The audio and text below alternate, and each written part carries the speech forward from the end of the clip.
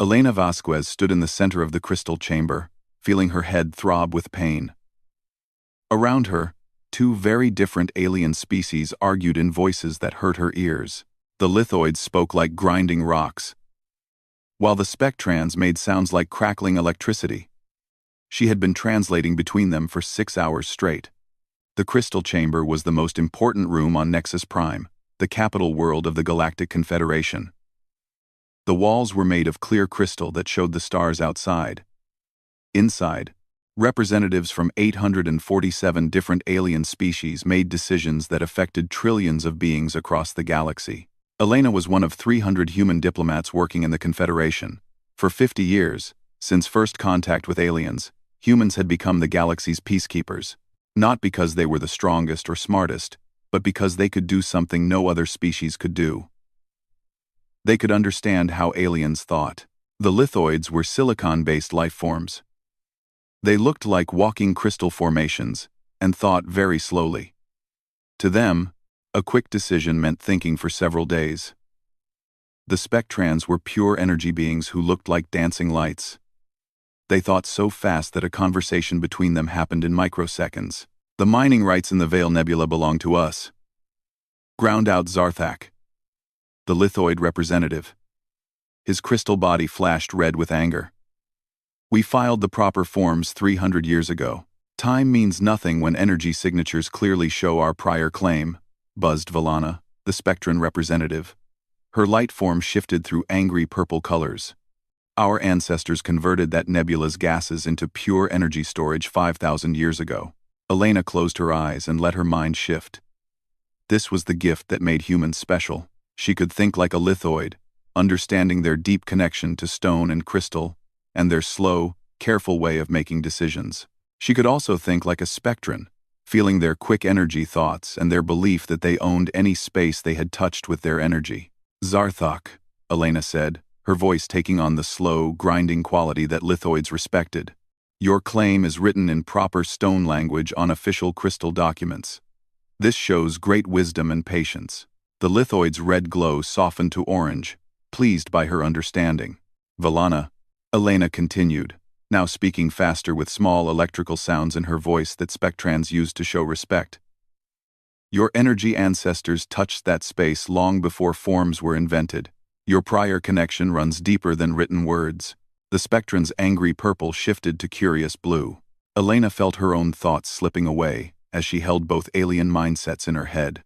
She was Elena Vasquez from Earth, but she was also something that could think like living crystal and dancing energy at the same time. The strain made her nose bleed, but she pushed forward. The Veil Nebula has 3 main gas streams, she said, her voice now perfectly balanced between both species' communication styles. The dense core materials would serve lithoid mining perfectly. The outer energy layers could provide spectran energy conversion for centuries. Why fight over the whole nebula when you could share its different resources? Both aliens paused. The idea of sharing had not occurred to them because their minds worked too differently to see each other's needs. The dense materials are worthless to energy beings, Valana admitted. The energy streams would poison our crystal formations, Zarthak agreed. Within an hour, Elena had helped them write a treaty that gave each species what they actually needed. The lithoids would mine the dense core, while the spectrans converted the outer energy layers. Both sides left happy. Elena sat down heavily as they departed. Blood dripped from her nose onto her diplomatic uniform. Her reflection in the crystal walls showed a woman who looked much older than her 35 years. Dark circles shadowed her eyes, and her brown hair had gray streaks that had appeared in just the last few months. Another successful mediation, said Dr. James Wong, another human diplomat who had been watching from the observation area. His voice carried the tiredness that all human diplomats shared. How do you feel?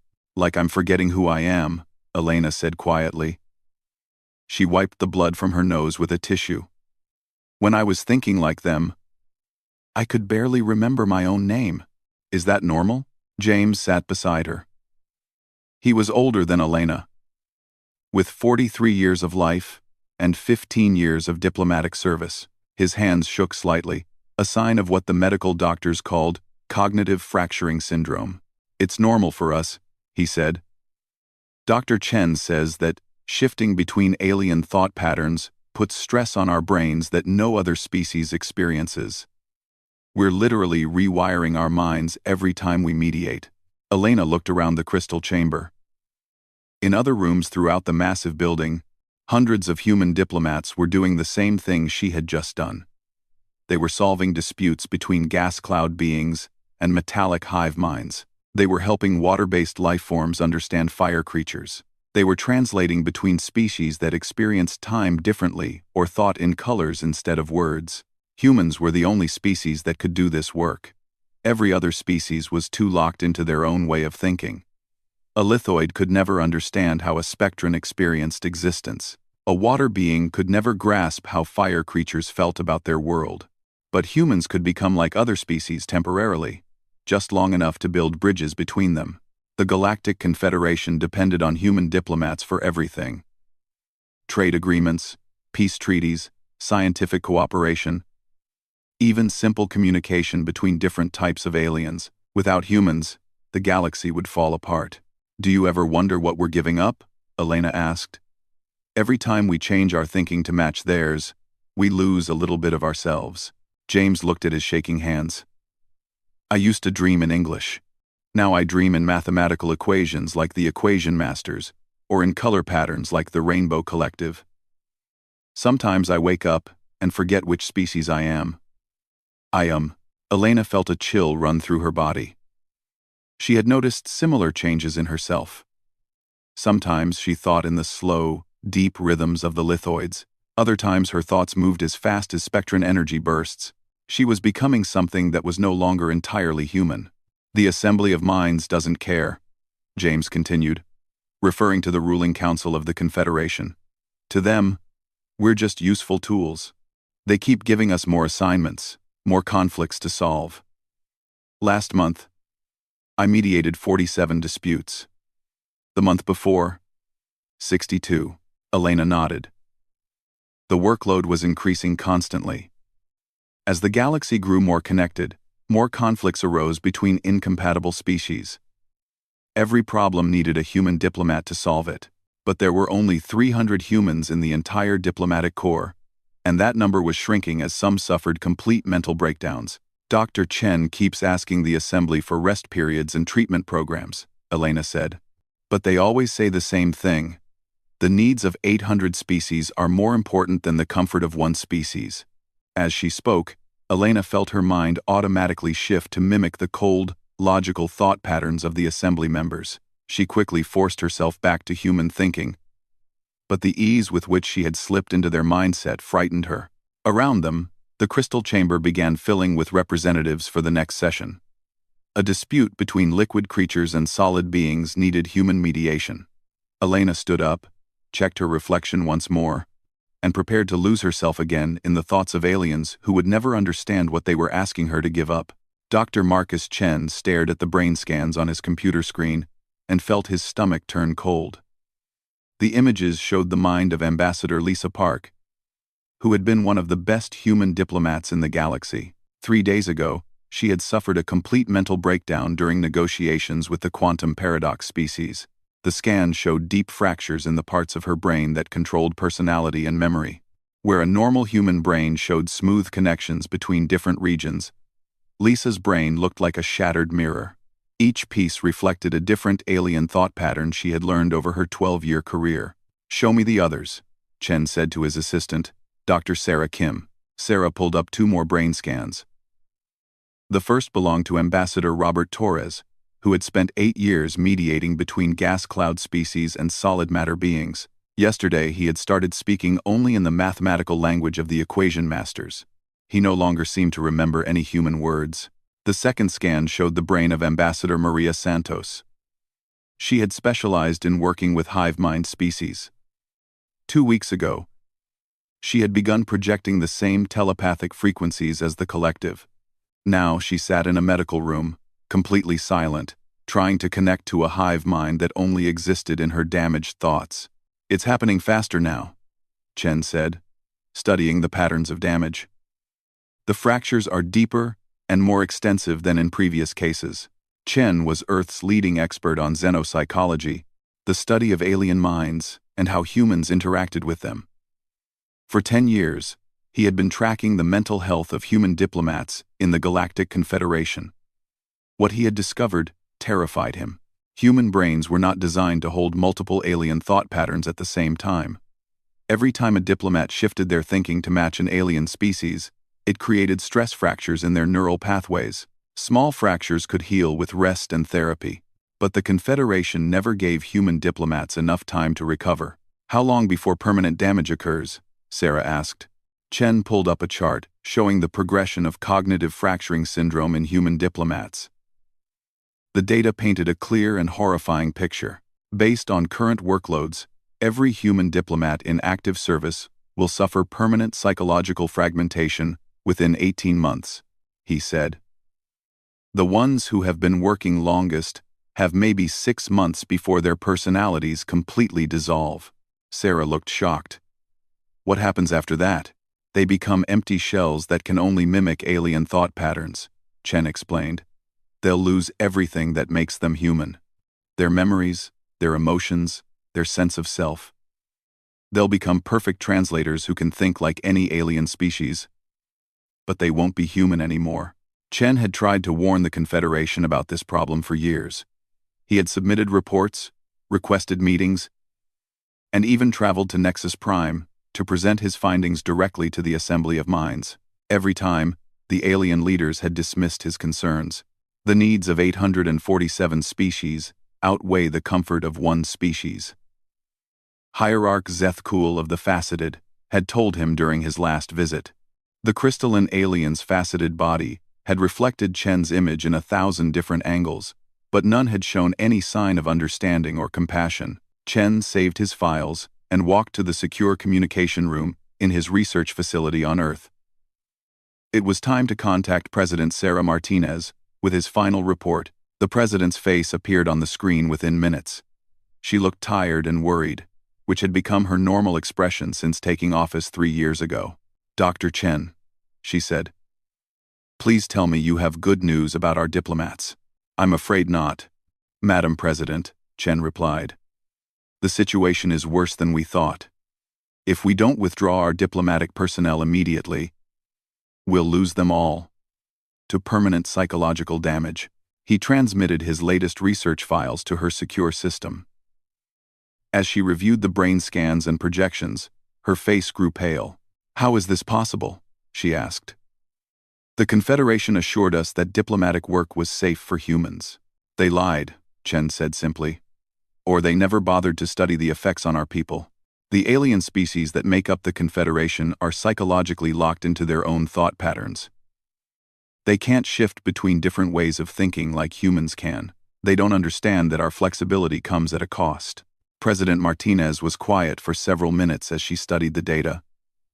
When she spoke again, her voice was hard with anger. How many of our people are affected? All of them, Chen said. Every human diplomat currently serving in the Confederation shows signs of cognitive fracturing. The 3 I mentioned are just the most severe cases. Elena Vasquez is showing early-stage symptoms. James Wong's condition is progressing rapidly. If we don't act now, we'll lose 300 of our best and brightest citizens to permanent psychological damage. The president stood up and walked to her office window, looking out at the gardens of the executive residence. Earth looked peaceful from inside the building. But Chen knew she was thinking about the larger galaxy and the impossible position humanity had been placed in. What are our options? She asked. We have only one option, Chen said. Complete withdrawal from Confederation diplomatic service. We need to bring all our people home for immediate treatment and recovery. The Confederation won't accept that, the president said. They need our diplomats to keep the peace between different species. Without human mediation, their entire political system will collapse. That's not our problem anymore, Chen replied firmly.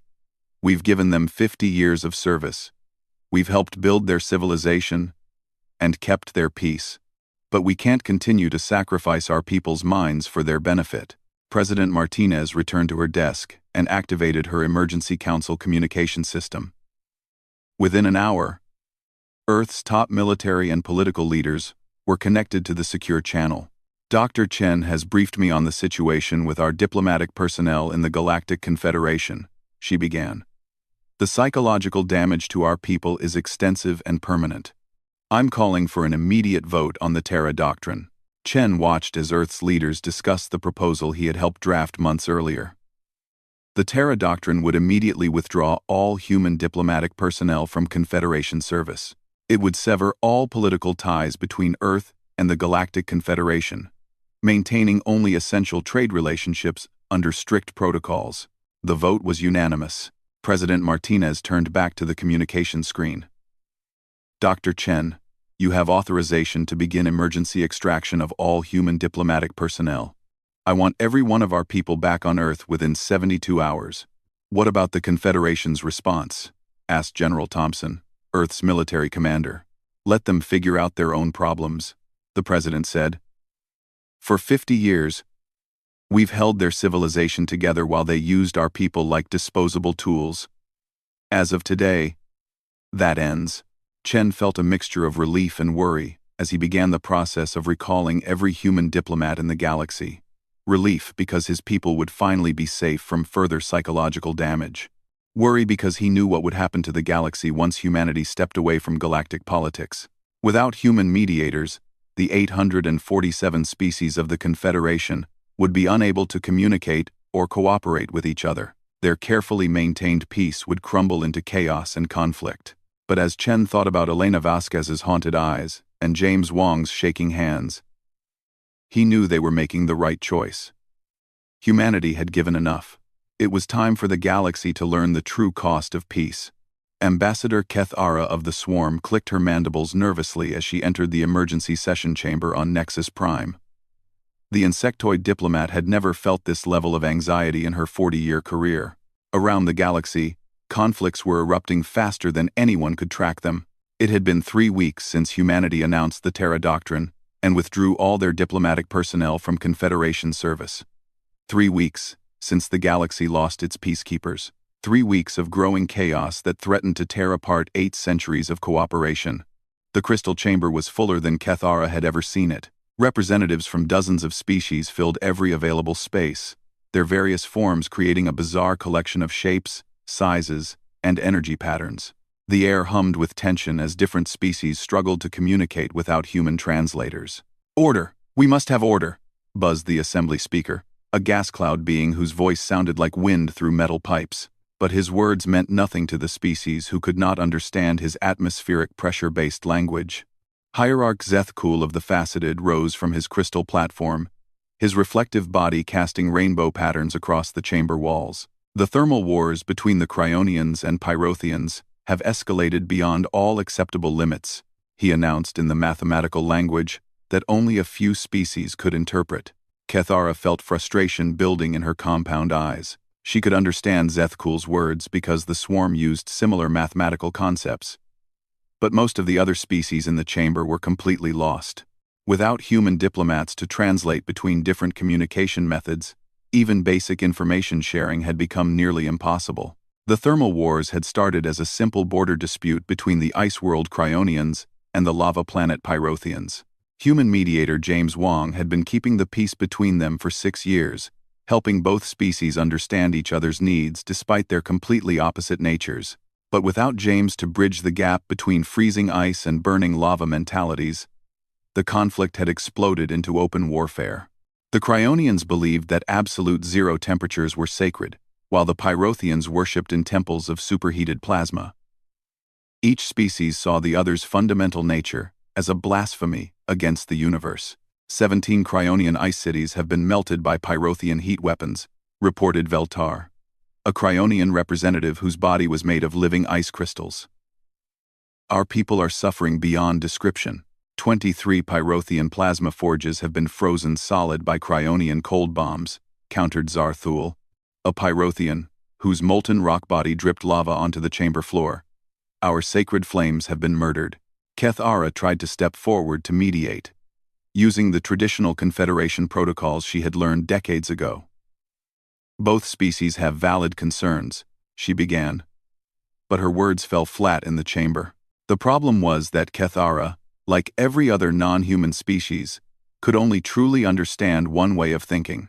She was locked into the swarm's hive mind perspective, where individual needs were always secondary to collective survival. She could not grasp why the Cryonians' religious devotion to cold seemed so important, or why the Pyrothians felt that their hot plasma temples were more than just buildings. To the swarm, temperature was simply a practical concern. Hot or cold, it made no difference as long as the hive survived. But to the Cryonians and Pyrothians, temperature was the foundation of their entire existence, their spirituality, and their identity. Your conflict is illogical, Kethara stated, applying swarm reasoning to their dispute. You should simply divide the disputed territories based on thermal requirements. Cold regions for Cryonians, hot regions for Pyrothians. Both species reacted with outrage at her suggestion. You understand nothing. Veltar's ice form crackled with anger. Those territories contain the sacred absolute zones where our ancestors first discovered the perfect cold. We cannot abandon them to fire blasphemers. The plasma wells in those regions are blessed by the first heat. Zarthal's molten body flared brighter. We will not let ice demons freeze the sacred flames of our forefathers. Kethara felt completely lost. Her logical, hive mind approach had only made both sides angrier. She could see that both species felt strongly about their positions, but she could not understand why they felt that way. Their emotional and spiritual responses were completely alien to her insectoid nature. Meanwhile, across the galaxy, other conflicts were spiraling out of control without human mediation. The lithoid spectron mining dispute over the Veil Nebula had expanded into a massive war between matter-based and energy-based life forms. The lithoids had formed the Solid Alliance with other crystal, metal, and stone species. The Spectrans had created the Energy Federation with beings made of light, electricity, and pure force. What started as an argument over mining rights had become a philosophical war about the fundamental nature of existence. Matter-based species believed that solid, physical existence was the only real form of life. Energy-based species argued that consciousness without physical form was the highest state of being. Without human diplomats to help both sides understand that different types of existence could coexist, the conflict had grown to involve over 200 species across 30 star systems. In the paradox sector, the quantum consciousness beings were experiencing a complete mental breakdown. The paradox species existed in multiple realities simultaneously, thinking thoughts that could be true and false at the same time. Only human diplomat Lisa Park had been able to communicate with them safely, using her ability to hold contradictory ideas in her mind without going insane. Now, without Lisa's stabilizing influence, the paradox were fragmenting reality itself in their sector. Space was bending in impossible ways, time was flowing backward in some regions, and several planets existed in quantum states where they were simultaneously populated and empty. The situation reports grow worse each day, announced Datakeeper Vorth, a mechanical being whose body was covered in blinking lights. The trade networks have collapsed completely. The refract crystal farmers cannot communicate with the decomposer fungal species about food distribution agreements. Kethara understood this problem all too well. The swarm had tried to establish direct trade with both species and failed miserably. The crystal farmers thought in geological time, making decisions over decades. The fungal decomposers thought in biological cycles, planning only seasons ahead. Human diplomats had spent years creating trade agreements that satisfied both time perspectives. They had learned to think slowly like crystals when negotiating growing contracts, and quickly like fungi when discussing harvest schedules. Without that bridge between different temporal perspectives, the food distribution network that fed billions of beings had simply stopped working. Food shortages are reported in 17 star systems, continued Vorth. Medical supplies are not reaching emergency zones because shipping contracts cannot be negotiated between incompatible species. Scientific research collaborations have ended because different species cannot share concepts across psychological boundaries. Zethkul's crystal body reflected the lights of the chamber as he turned to address the assembly. We must acknowledge our error. The humans were not simply useful tools, they were the foundation that held our civilization together. Then we must bring them back, said Veltar, his ice form crackling with desperation. Offer them anything they demand. The humans' preliminary response was clear, reported Ambassador Quell, one of the few beings who had direct communication access to Earth. They will not return to diplomatic service until their medical concerns are addressed and their working conditions are completely reformed. How long would such reforms take? Asked Zarthul. According to their xenopsychologist, Dr. Chen, their damaged diplomats need years of treatment to recover. New safety protocols would need to be developed and tested. It could be decades before they are willing to resume full diplomatic service. The chamber fell silent as the reality of their situation became clear. The galaxy was tearing itself apart, and the only beings who could fix it needed decades to recover from the damage that galactic politics had inflicted on their minds. Kethara looked around at the assembled representatives and realized that they were witnessing the end of galactic civilization as they knew it. The Confederation had survived for 8 centuries, but it had only truly thrived for the 50 years since human first contact. Now they were learning the terrible cost of taking humanity's gifts for granted. Elena Vasquez sat in the quiet treatment room at the Earth Diplomatic Recovery Center, watching the galaxy burn on the news broadcasts. 6 months had passed since humanity's withdrawal from galactic politics, and the consequences were more devastating than anyone had predicted. Her own recovery was slow and painful. The cognitive fracturing syndrome had damaged parts of her brain that controlled identity and memory. Some days, she woke up, thinking in the grinding stone language of the lithoids. Other days, her thoughts moved at the lightning speed of the spectrans. Dr. Chen's therapy sessions helped her remember who she was, but the process was exhausting. The Galactic Confederation officially dissolved today, reported the news anchor on the wall screen. After 8 centuries of unity, the galaxy has split into 6 separate power blocks based on biological and psychological compatibility. Elena watched the new galactic map appear on the screen. Where once there had been a single, unified government spanning the entire galaxy, now there were distinct territories marked in different colors. The Carbon Alliance controlled the spiral arms where carbon-based life forms lived. This included most humanoid species, plant-based beings, and organic creatures that thought in similar biological patterns. Their territory was shown in green. The Silicon Collective had claimed the core regions where crystal and mineral-based life forms had evolved. These beings thought slowly and carefully, making decisions over decades or centuries. Their territory appeared as gray sections on the map. The Energy Federation occupied the regions near pulsars and star nurseries, where beings made of pure energy, light, and electromagnetic force had originated. These species thought faster than any physical beings could comprehend. Their territory glowed white on the display. The quantum paradox had isolated themselves in a small sector where reality itself had become unstable. These beings existed in multiple dimensions simultaneously, and their territory was marked with constantly shifting colors that hurt Elena's eyes to look at. The gas collective included all atmospheric and cloud-based species who existed as living weather patterns or flowing gases.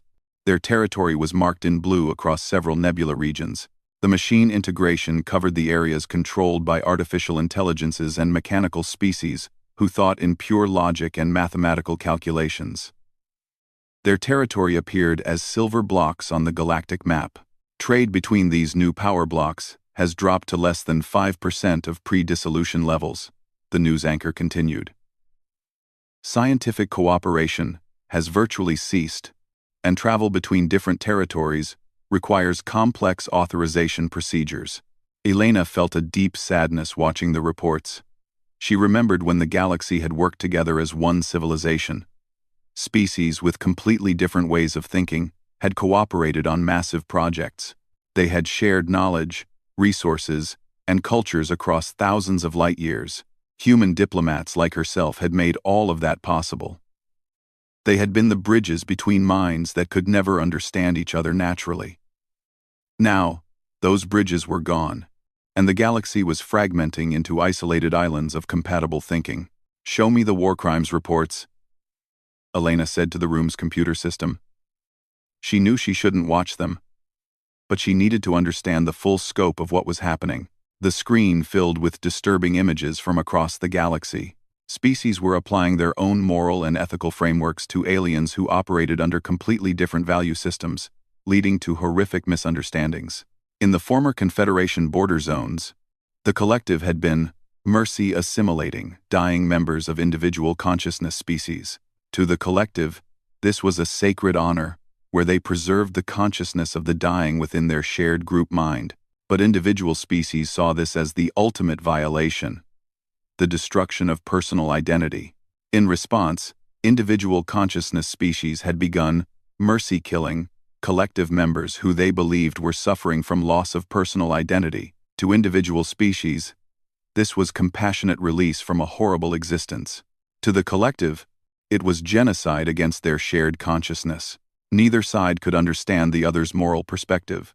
Without human mediators to explain that both approaches were based on genuine compassion within their respective frameworks, the conflicts had escalated into systematic slaughter. Similar moral conflicts raged across the galaxy. Crystal beings who thought in geological time were being accused of neglect by fast-thinking species who couldn't understand that crystals showed care over centuries rather than moments.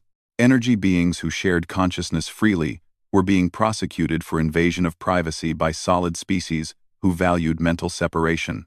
"Dr. Chen is here to see you," announced the room's communication system. Elena turned off the news display as her doctor entered the treatment room. Dr. Chen looked older than she remembered, with new lines around his eyes and gray streaks in his black hair. The weight of watching his civilization's collapse was written across his face. "How are you feeling today, Elena?" he asked, taking the chair across from her bed. "Human," she replied. "Most days. Anyway. Yesterday I spent 3 hours thinking I was part of the swarm hive mind, but today I remember my own name without effort." Dr. Chen made notes on his tablet. "The integration therapy is working, but slowly. Your brain is relearning how to maintain a stable human identity, while still retaining some of your diplomatic abilities. Is there any chance we could return to help?" Elena asked. "I know I'm damaged, but maybe if we worked in shorter shifts, with longer recovery periods." Dr. Chen shook his head sadly. "Elena, you're one of our most recovered patients, and you still can't maintain stable human consciousness for more than 6 hours at a time. The others are in much worse condition." Elena knew he was right.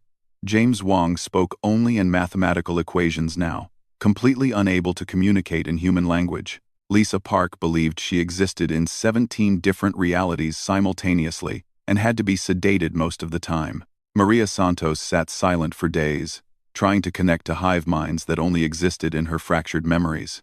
"The assembly of minds has been sending increasingly desperate messages," Dr. Chen continued. "They're offering full medical research partnerships, unlimited funding for our recovery programs, even permanent seats on a reformed galactic government that would prioritize human safety. But," Elena could hear the doubt in his voice, "but it would still take decades to develop safe protocols for human diplomatic work. And that's assuming we could develop them at all. Your brains might be permanently changed by your service. You might never be able to safely bridge alien minds again, without risking complete psychological collapse." Elena looked out the window at the peaceful Earth landscape. Gardens and forests stretched to the horizon, unmarked by the chaos consuming the rest of the galaxy. For the first time in years, Earth felt truly safe from the demands and expectations of alien civilizations. "I keep thinking about something," she said. "Before humans made contact with the galaxy, how did different alien species interact with each other?" "They didn't," Dr. Chen replied. "Historical records show that most species remained isolated on their home worlds or in small, single-species colonies. The few attempts at multi-species cooperation failed quickly, due to communication and understanding barriers. So the golden age of galactic cooperation only happened because humans could bridge those barriers." Exactly. What we thought was natural galactic civilization was actually an artificial construct that only worked because of human psychological flexibility. Now that we've stepped away, the galaxy is returning to its natural state of isolated, incompatible species groups. Elena thought about the billions of beings across the galaxy who were suffering because their civilizations could no longer work together. She thought about the scientific discoveries that would never happen because different types of minds could no longer share knowledge. She thought about the wars that would continue because no one could help enemies understand each other. and she thought about the 300 human diplomats who had sacrificed their sanity to hold that impossible civilization together for 50 years. "We saved them by leaving," she said quietly.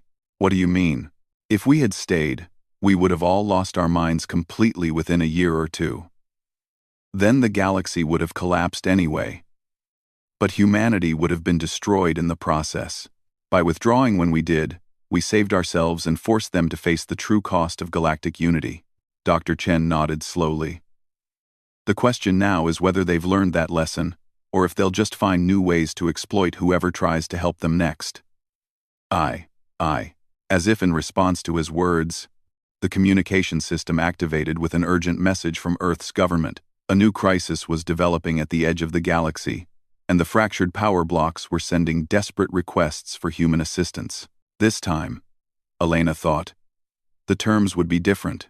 Elena Vasquez stood in the newly constructed diplomatic contact center in Geneva, looking out at the gathering fleet of alien ships in Earth's orbit. 2 years had passed since humanity's withdrawal from galactic politics, and the galaxy had finally admitted it needed help. The crisis that brought them here was unlike anything the fractured power blocks could handle alone. In the Andromeda contact zone, first contact with an extragalactic civilization had gone catastrophically wrong.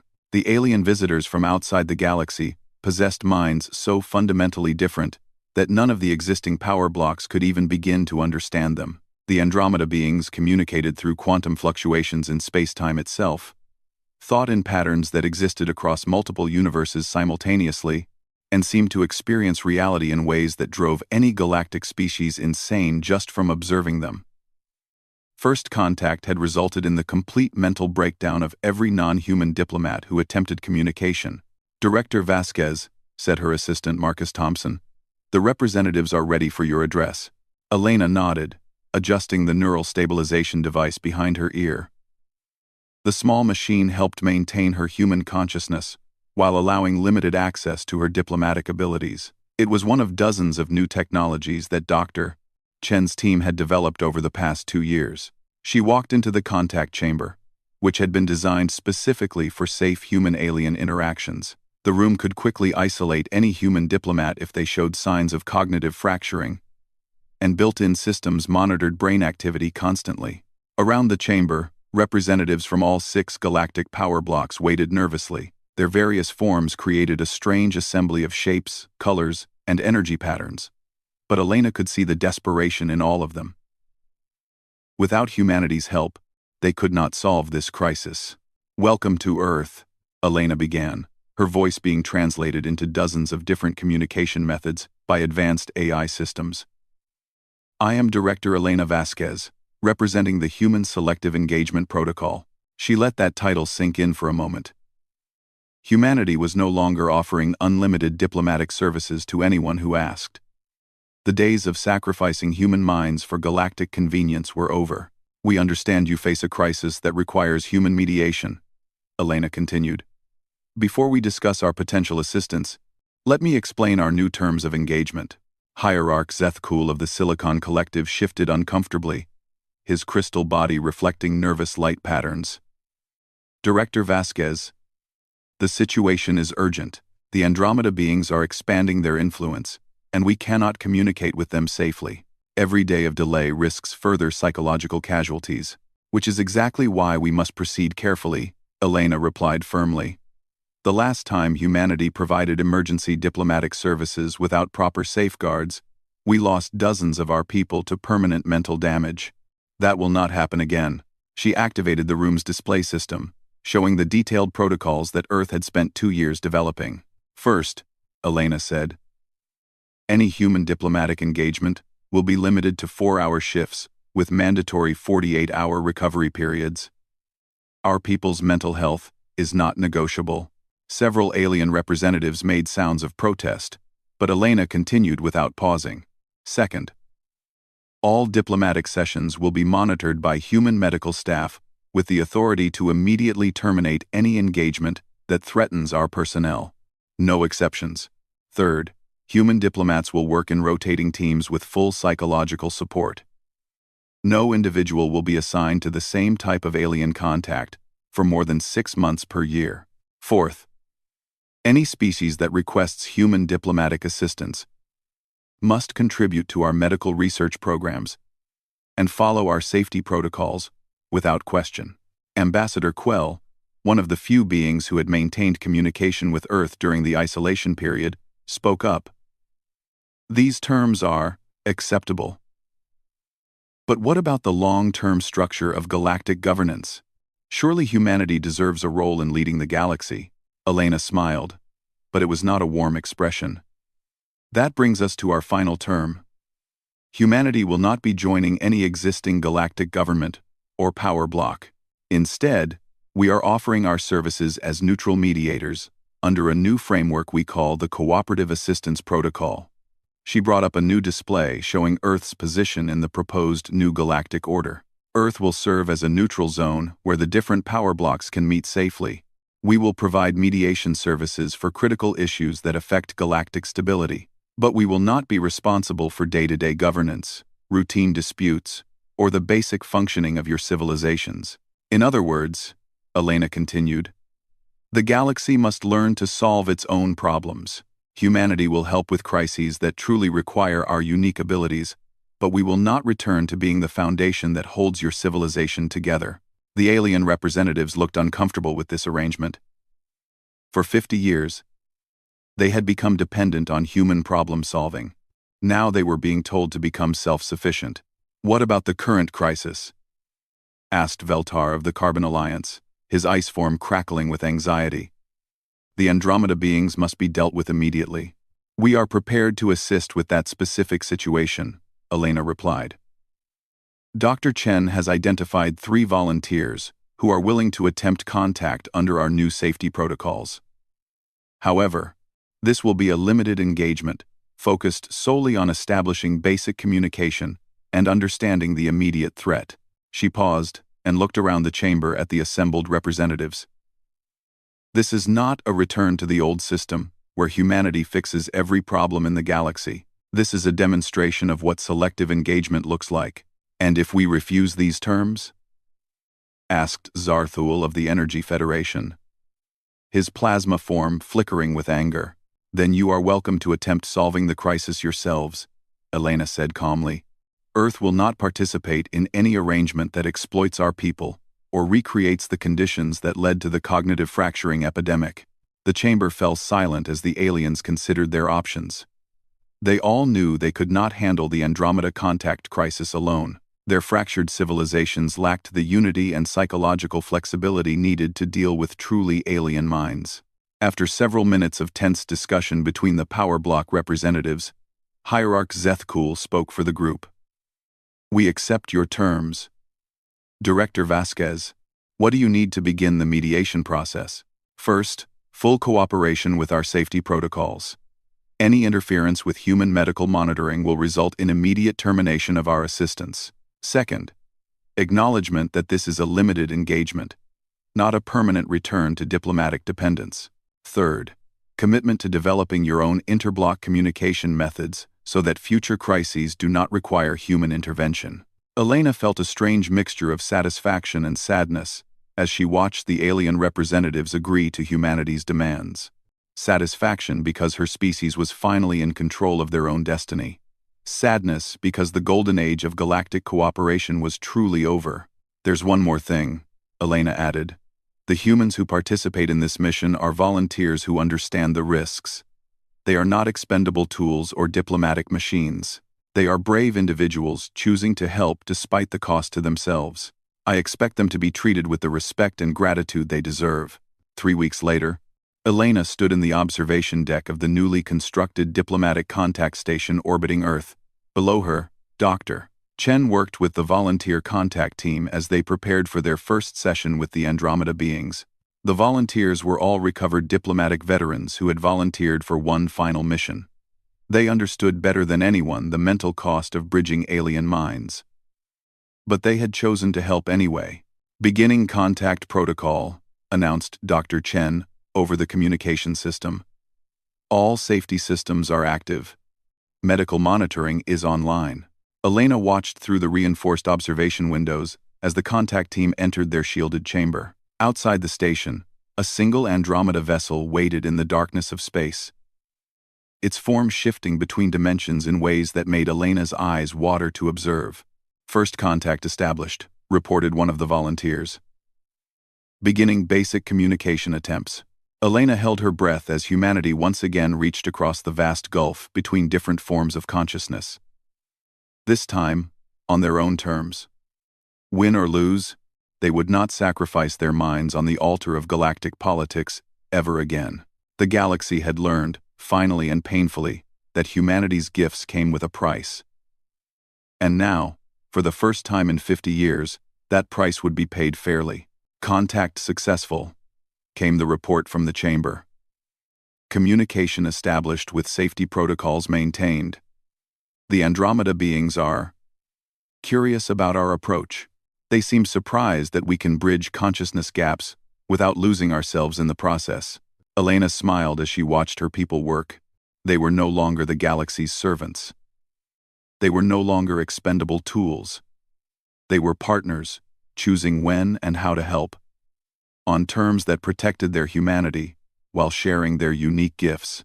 The galaxy would survive, but it would have to earn humanity's assistance rather than demand it. And perhaps, Elena thought, that was a lesson the universe needed to learn.